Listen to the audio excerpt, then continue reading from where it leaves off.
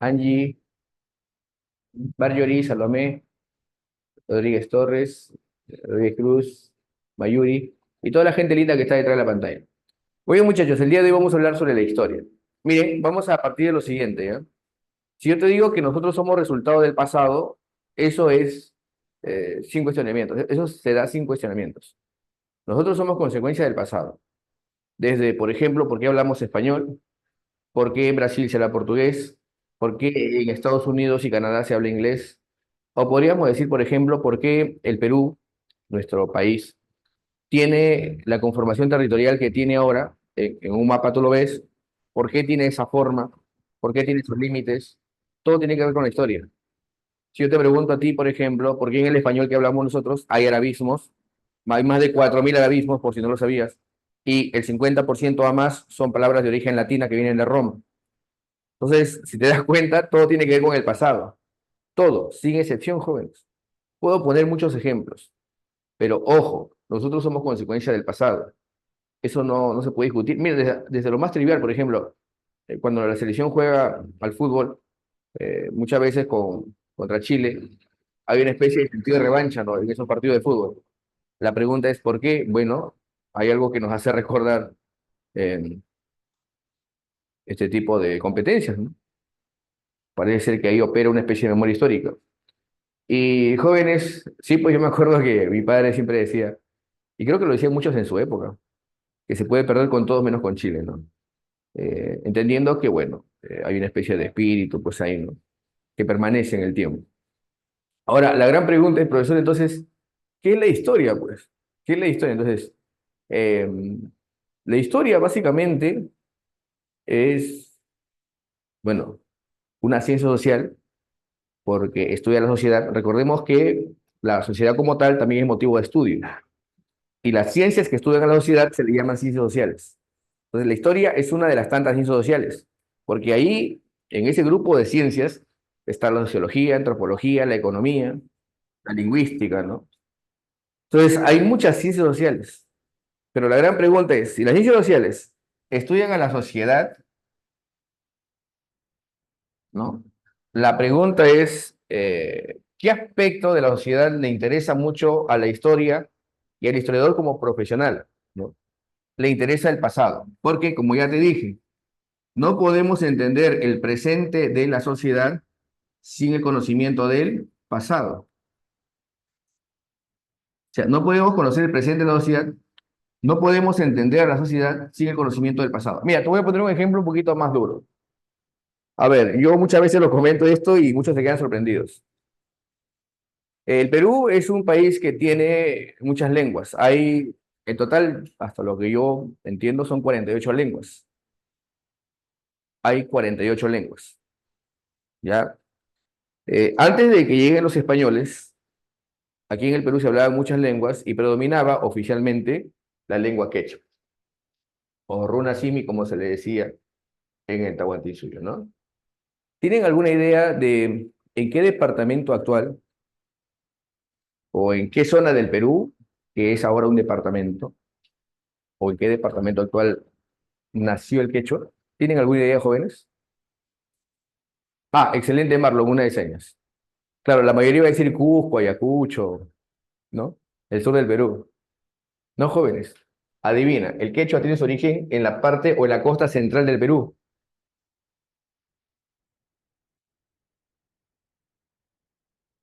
El quechua nació en Lima, según investigaciones recientes. Ese es para tu libro.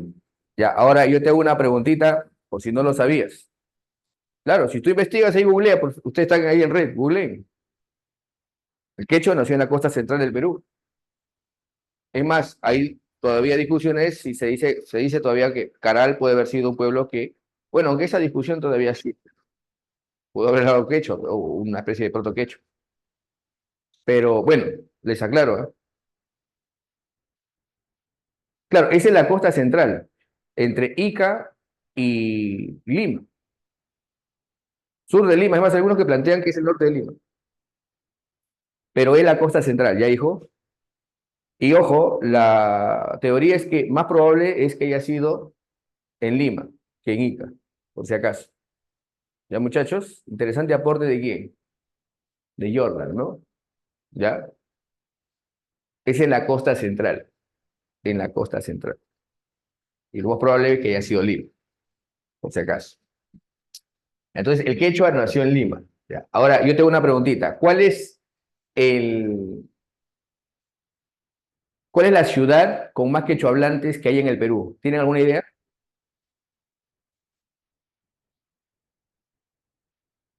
Cusco. No, Lima.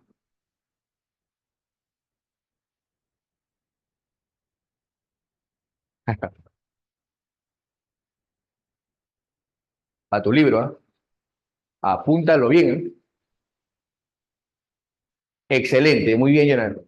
Es una lengua silenciosa, como dice Rodolfo Cerrón Palomino, un lingüista peruano. O sea, hay mucha gente que está en Lima que habla quechua, pero por la discriminación brutal y torpe y estúpida que existe, muchos de los quechohablantes no tienen la confianza para expresarse en quechua.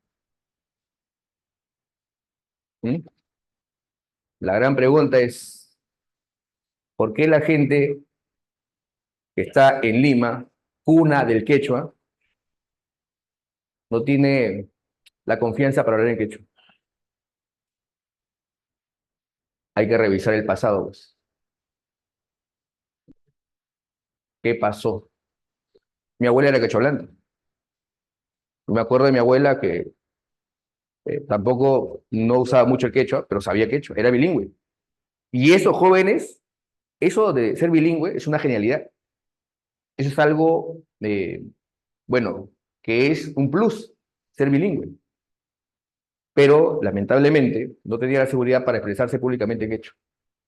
Bueno, me acuerdo que como yo era muchacho, a veces renegaba y hablaba en quechua, pues, ¿no? Me decía, me imagino, cosas horribles.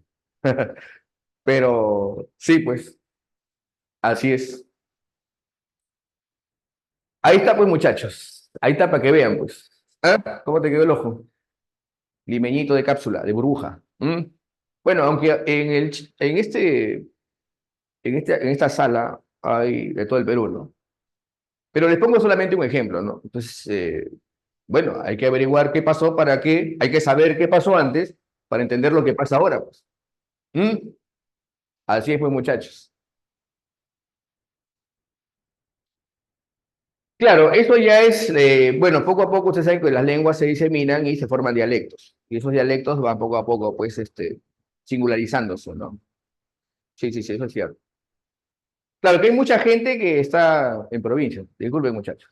Sé que hay gente de Lima, pero hay gente en provincia. Pero quiero que sepan esto,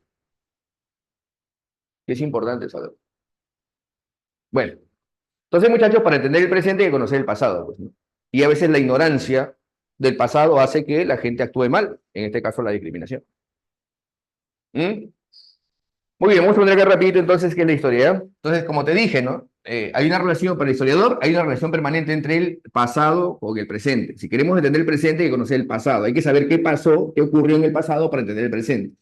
Y que con este conocimiento e información podemos avanzar o proyectar el futuro. Te dije todo de la sociedad, ¿no? Pasado de la sociedad, presente de la sociedad y el futuro. Entonces podemos orientarlo, cambiarlo, proyectarlo. ¿Ya, muchachos? Vamos a poner acá rapidito el tema de hoy.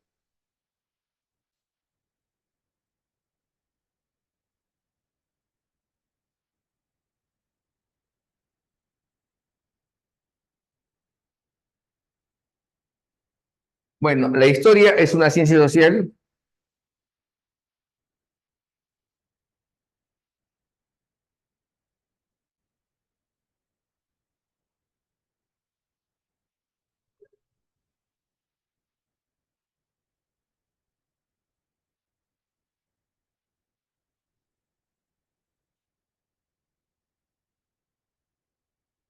El desarrollo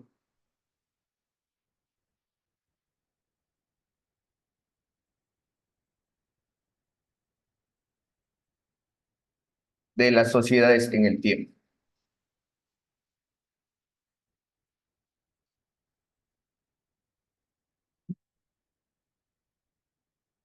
Sí, señor, ahí está. Muy bien, Aspectos generales de la historia. Ponemos acá.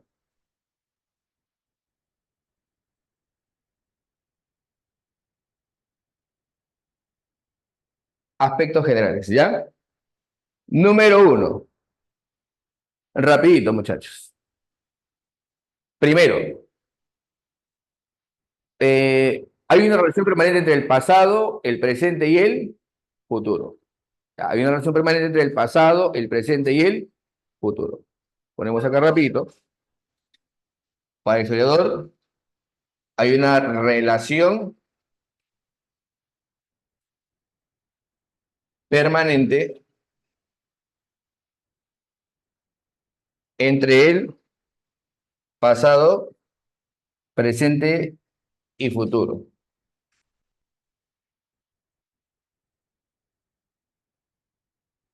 ¿Ya? Muy bien, vamos a poner acá rapidito. Jóvenes, te dije hace un momento, hay pasado, presente y futuro, ¿no? Claro, podemos entender el pasado, podemos primero conocer el pasado, entender el presente y proyectar el futuro. La idea es que nos integremos, ¿no? Como nación. Bueno, ese es el proyecto de Estado-Nación, que en un territorio que es heterogéneo se busque la unidad. Esa es la construcción del Estado-Nación. Bueno, esa es la idea de muchos políticos, intelectuales, que han versado sobre el estudio del Perú. Porque ustedes saben que el Perú es pues un país muy diverso, ¿no? Claro. Entonces, mira, como te dije, hay una relación permanente entre el pasado, el presente y el futuro.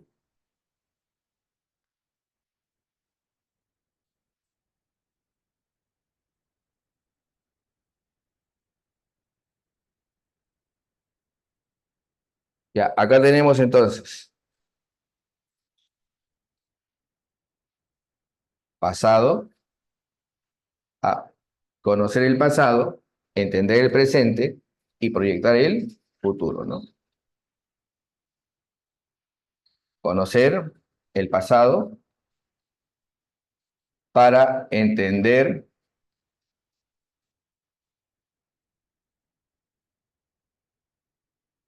el presente y proyectar y orientar el futuro.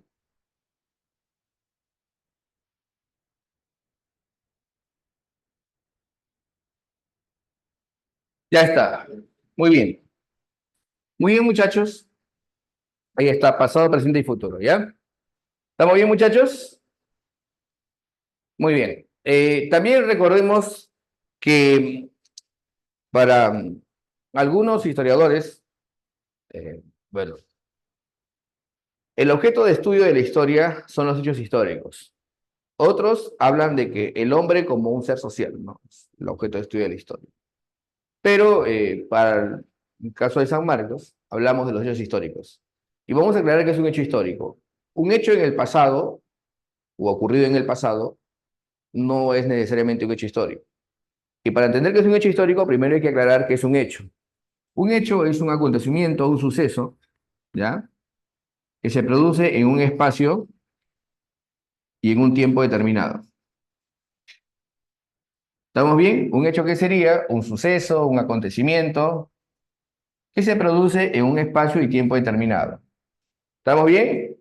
Sí, muchachos, hasta ahí está bien. Entonces, ¿un hecho qué es? Un hecho es un suceso que se produce en un espacio y tiempo determinado. Bueno, hasta ahí todo bien. Un acontecimiento que se produce en un tiempo y espacio determinado. La pregunta es, ¿qué hace un hecho histórico? ¿O en qué momento un hecho es llamado histórico? ¿O cuando uno dice, ¿sabes qué? Esto es histórico. Ya, un hecho se convierte en hecho histórico cuando tiene trascendencia, cuando tiene impacto social, cuando lo que ha ocurrido ha tenido una consecuencia en la sociedad. Es más, podríamos decir que ha alterado el curso de ese grupo social o de la humanidad, o ha tenido que ver con el curso de la humanidad, ¿no? O sea, es trascendente. Y por eso merece ser estudiado, merece ser analizado y divulgado. ¿Sí, muchachos? Entonces, no todo hecho pasado es histórico, ¿no? Un hecho histórico es un hecho, para que me diga fácil, es un hecho importante para la humanidad. Por eso merece ser estudiado, conocido, investigado, divulgado. ¿Ya? Entonces, esto está en función a que también existe una relación entre espacio, tiempo y sociedad, porque todos los hechos que son históricos se producen dentro de la sociedad, ¿ya? Entonces, acá también hay que aclarar que existe una relación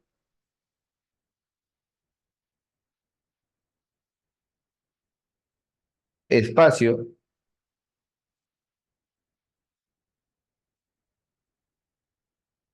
más tiempo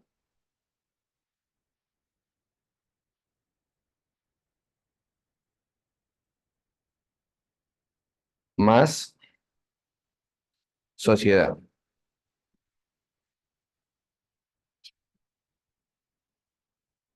Ahí está. Muy bien. Hasta aquí, jóvenes, ¿todo claro? ¿Todo claro, muchachos? ¿Sí? Perfecto, muy bien, José. Ya está. Vamos con lo siguiente, muchachos. Bueno, tenemos espacio, tiempo, suceso. Ya, bueno, ya, ahí está, sociedad. Muy bien, ¿qué más podemos decir? Bueno, hay alguien que fue llamado para la historia, podríamos decir que hasta de manera particular, porque quien lo llamó para la historia fue un orador romano. Bueno, era un intelectual de la antigua Roma. Dijo, ¿sabe qué? Él escribe bien, es muy animoso cuando escribe, bueno, llama la atención. Además, él inventó la palabra historia. Y como este historiador, que llaman el padre de la historia, fue el que creó la palabra historia, lo van a llamar el padre de la historia. No es broma decir que él, o no es exagerar, mejor dicho, que él buscaba a veces, más que llegar a la verdad de los hechos, buscaba agradar al lector, ¿no? Ese es de lo que acusan algunos historiadores. Escribe sobre tres pueblos, y mira, como el libro era para los griegos, siempre ensalzaba el espíritu griego, ¿no? O sea, escribía, argumentaba a favor de los griegos, por así decirlo, ¿no? Eh, pero él fue el primero que también se preguntó por qué, ¿no? ¿Por qué ocurren los hechos? ¿Por qué se dan los hechos? Eh, ¿Por qué ocurrió así? ¿No? Entonces, es uno de los primeros, y por esta tarea, y por ser el inventor de la palabra historia, lo van a llamar el padre de la historia.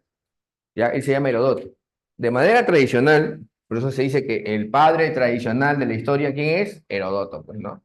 Voy a poner acá rapidito, padre de la historia. En realidad sería el padre tradicional de la historia, ¿no? Padre de la historia, ¿ya?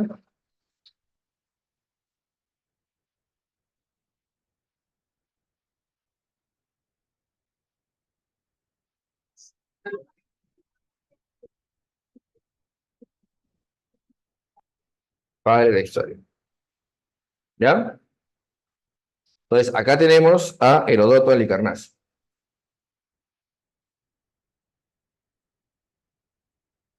Miren, jóvenes, a partir de ahora, cuando yo ponga un librito al costadito de un autor, significa que estamos hablando de su obra, y el que está adelante sería pues el autor. En este caso, Heródoto tiene una obra que se conoce como los 9 libros de historia. 9 libros de historia. Yo te dije hace un momento, ¿no? Él es el inventor de la palabra historia. Profesor, ¿y qué significa historia? Historia significa investigación. Historia, la palabra historia, significa investigación.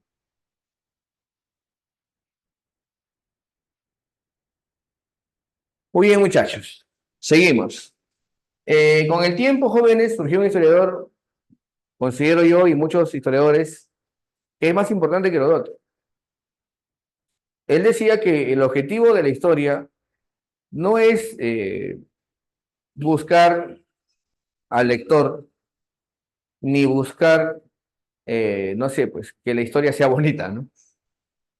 Eh, la historia es como ocurrió, es lo que él escribe.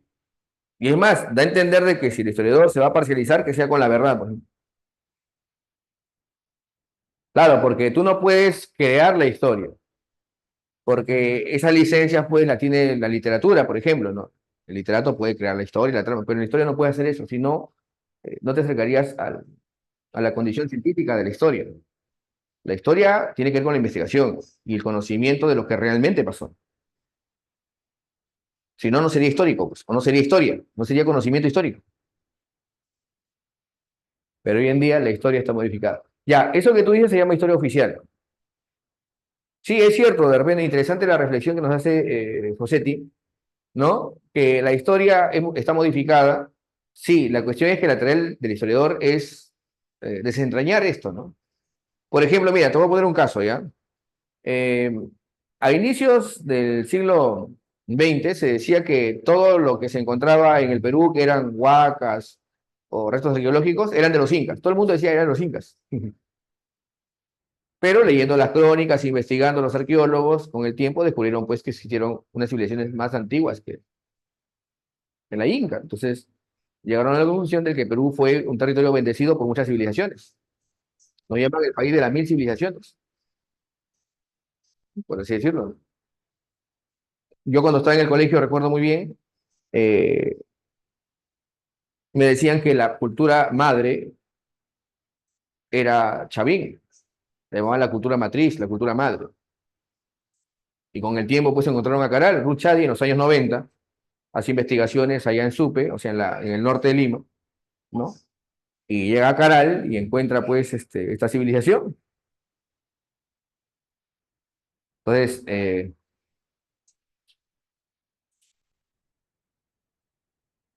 no, eso es falso, ¿ah? Eso que escribe Cristian Daniel no es correcto. Los incas, a manera oral, hablaban de los Tiahuanaco, ya inclusive cuando le narran a los españoles le dicen, no existieron culturas antiguas. No, eso no es correcto. Ah, Garcilaso puede haberlo dicho, pero hay otros cronistas que mencionan que, no, serían los civilizadores.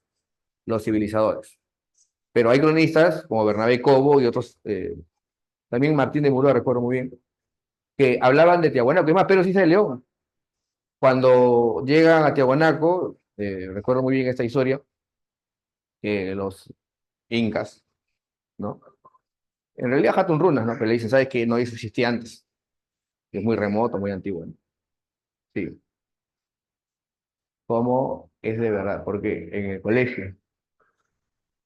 Bueno, ahí está la cuestión, pues, ¿no? Interesante los aportes que nos hacen Cristian, ¿no? Fossetti, ¿no? Sí, es cierto, ¿no? Miren, les puedo poner el ejemplo de la Alemania nazi, ¿no? En la Alemania nazi desarrollaron una historiografía o un conocimiento histórico donde daban a entender que el futuro del mundo pues era de los nazis, ¿no? De la raza aria y todo eso, ¿no? Y cosas como esta, ¿no? Sí, es cierto, la historia está sujeta muchas veces a manipulación, pero para eso pues hay que tener la capacidad de argumentación, las fuentes. Por eso, mira, el historiador no puede crear la historia. Por eso te digo, mientras más te acercas a la verdad, eso hace que la historia sea científica.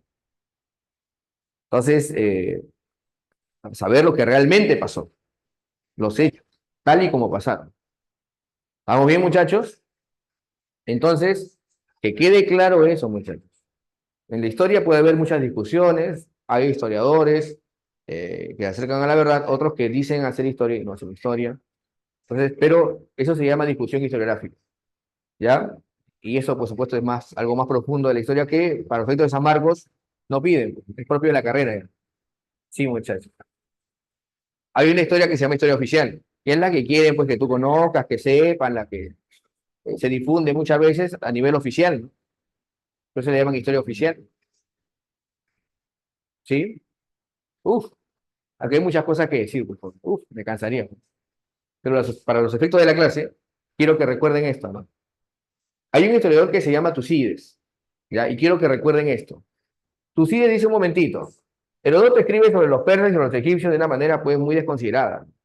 Son pueblos importantes, tuvieron su logro, desarrollo, pero Heródoto pues siempre, por así decirlo, ¿no? Eh, enaltece a los griegos. Y no se trata de eso, la historia no se trata de eso. Dice Tucídides, ¿eh? Mira, Tucídides, hoy, para tu libro. Y hay un principio científico que se llama el principio de causalidad. No sé si han escuchado alguna vez.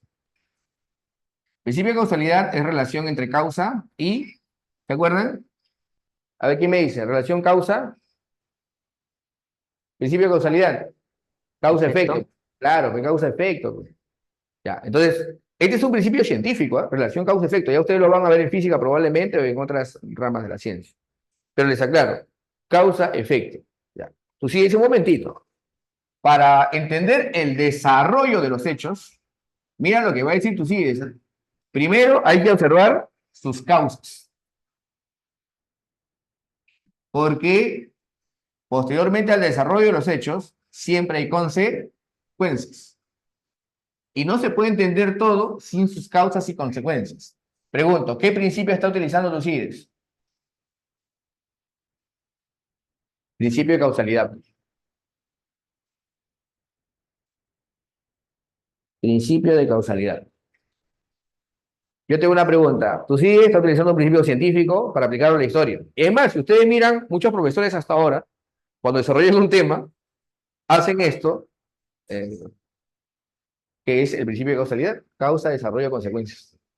Ahora, un principio científico aplicado a la historia es como acercar a la historia a la ciencia.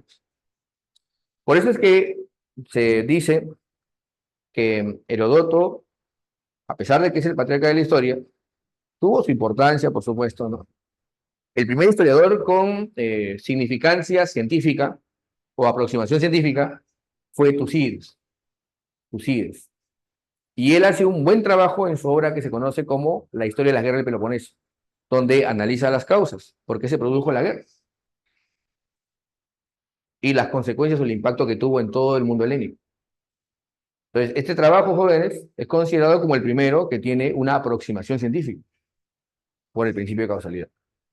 Además, como yo te dije, a Tucídides le interesaba saber realmente qué fue lo que ocurrió y cómo ocurrieron y pasaron los hechos, sin dibujarlos, sin ponerle subjetividad. Lo importante es reconocer qué fue lo que pasó y así sacar un juicio, una valoración posterior, pues, al entendimiento de los hechos. Entonces, tenemos acá a este historiador, que es el primero, voy a poner así, primer historiador con aproximación, ¿eh? Con aproximación científica.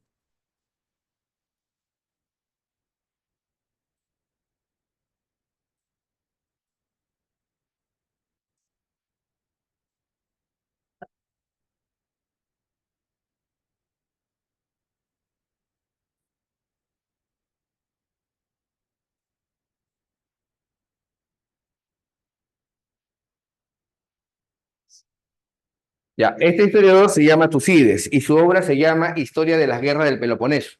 Lo voy a poner acá ya.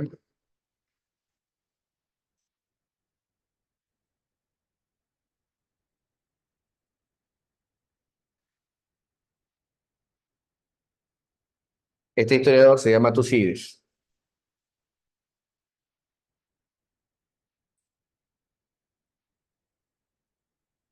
Vamos a poner acá rapidito.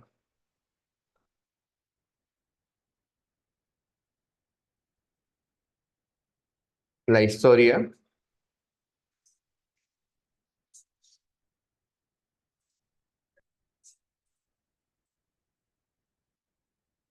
de las guerras del Peloponeso. Ahí está. Muy bien, muchachos. Ahí tenemos ya, bueno, los primeros aspectos generales de la historia. Vamos a hablar de la historia como ciencia, ¿ya?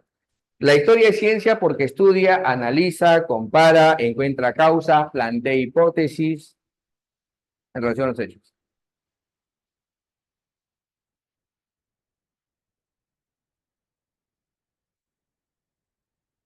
Ya, eso es historia oficial, pues, Daniel. Cristian. Sí. Bueno, y muchas veces se ha hecho para construir el Estado-Nación, ¿sí?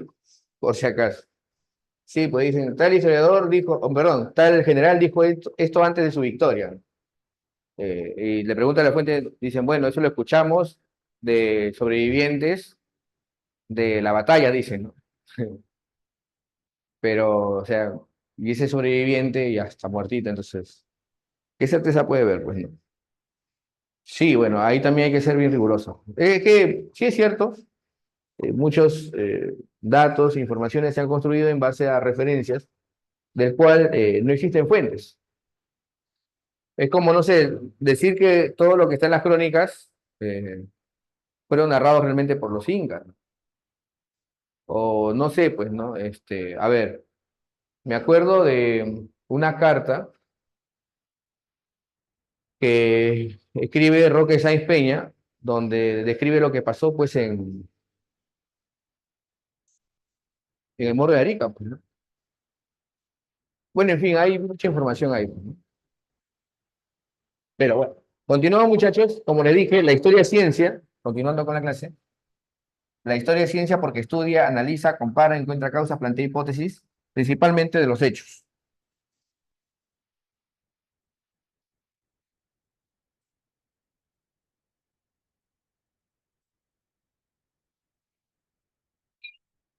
La historia es ciencia.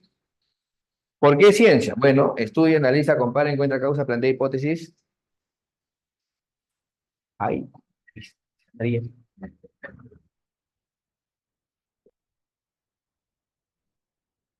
Amarillita. Ya, vamos a poner acá rapidito.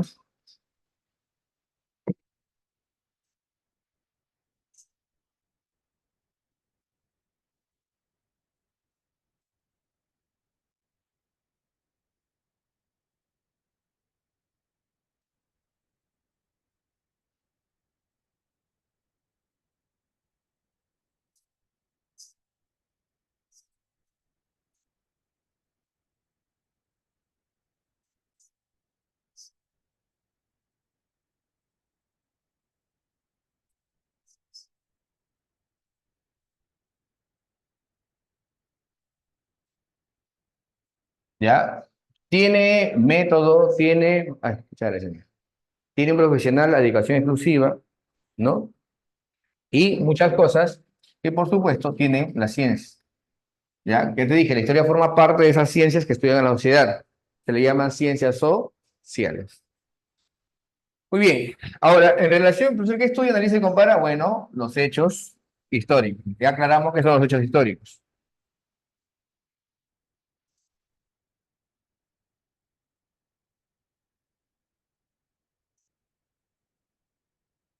Sí, señor, ahí está. Ahora vamos con lo siguiente.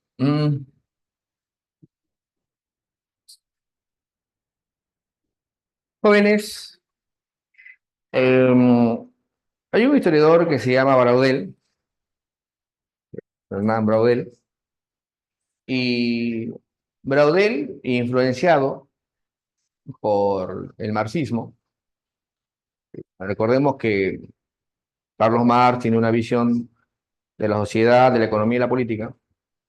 Y él, bueno, leyó un poco a Marx y dijo, bueno, Marx tiene aquí algo de razón, dijo.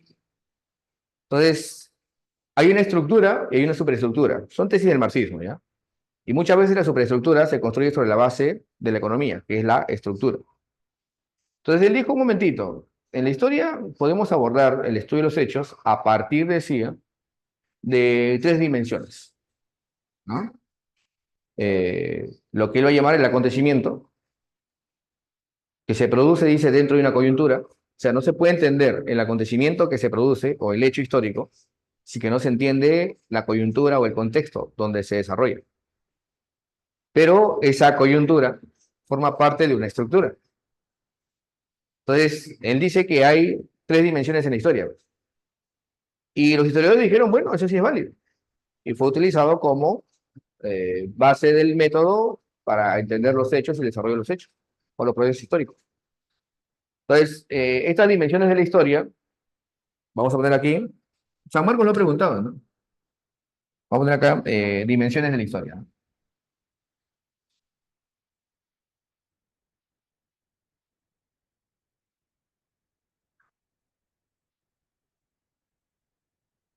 ¿Sí? Ahí está. Dimensiones de la historia. ¿Ya? Dentro de las dimensiones de la historia, podemos citar o mencionar, que dije uno, dos y tres. El acontecimiento, la coyuntura y la estructura. ¿Ya, muchachos? Acontecimiento, coyuntura y estructura. Por si acaso, muchachos, para que lo tenga más claro, el acontecimiento es llamado de corta duración, la coyuntura es de mediana duración, mientras que la estructura es de larga duración. Ya. Esto está relacionado a lo que llamaríamos la relación que existe entre las continuidades y los cambios, ¿ya? Dentro de la sociedad. O sea, ¿qué cambia en la sociedad y qué continúa?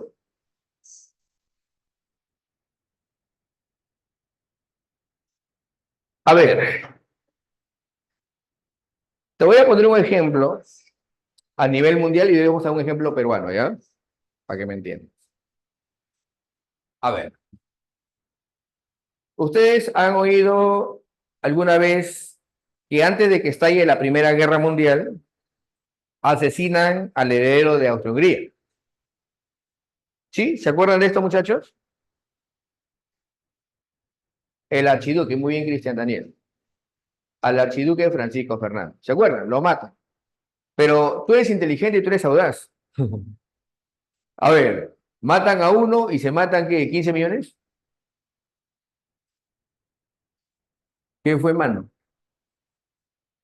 Tú eres audaz, ¿ah? Tú no te comes cuentos, ¿ah? Tú tienes que salir de la Matrix. Ya. Muchas veces en esos libritos que por ahí circulan, dice, bueno, mataron al archiduque y pa, estalló la guerra. Pero hay que tener algo claro, joder. A ver, mira, a ver, vamos a poner acá un ejemplo simpático. Es cierto, matan al archiduque.